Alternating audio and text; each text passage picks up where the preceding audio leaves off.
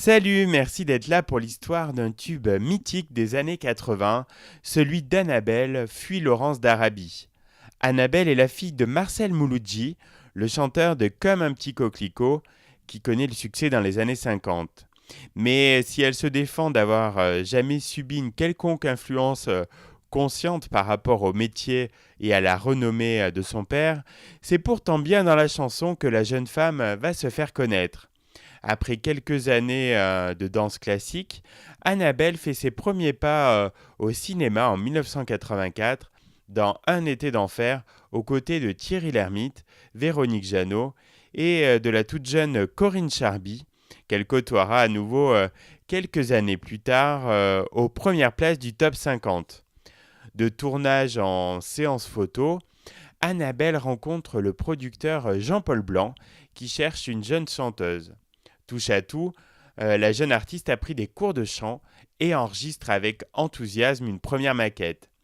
C'est seulement 2 ans plus tard, et avec l'aide du compositeur Jacques Lenoz, qui rejoint l'équipe, qu'Annabelle signe chez Carrère, qui avait déjà lancé avec succès la carrière de Sheila, puis celle de Karen Cheryl.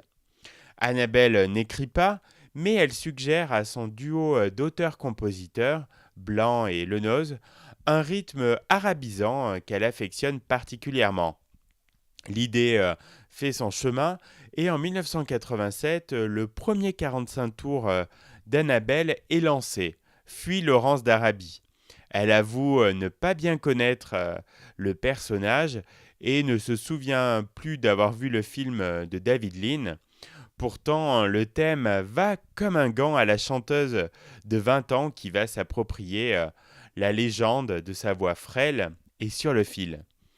Alors qu'un soin tout particulier a été apporté aux arrangements, notamment sur le pont qui amène la composition dans une direction plus langoureuse, avant de reprendre sur des refrains entêtants, les sonorités orientales, boîte à rythme et synthé efficace font de la recette Fuit Laurence d'Arabie une vraie réussite. Réussite sublimée par le vidéoclip qui l'accompagne, réalisé par Thierry Barthes et Pierre Jamin. Le petit film est tourné comme une bande-annonce de cinéma et nous emmène à bord d'un train en direction du Caire en 1915. Annabelle y campe un agent secret en charge de suivre les faits et gestes de Laurence d'Arabie, qui succombera finalement au charme de la séduisante jeune femme. Tourné en cinémascope, Fuit Laurence d'Arabie va marquer les esprits tant par sa composition que par ses images, et l'on pourra lire au dos de la pochette du 45 tours, non sans humour, que la chanson n'a évidemment aucun rapport avec la bande originale du film Laurence d'Arabie.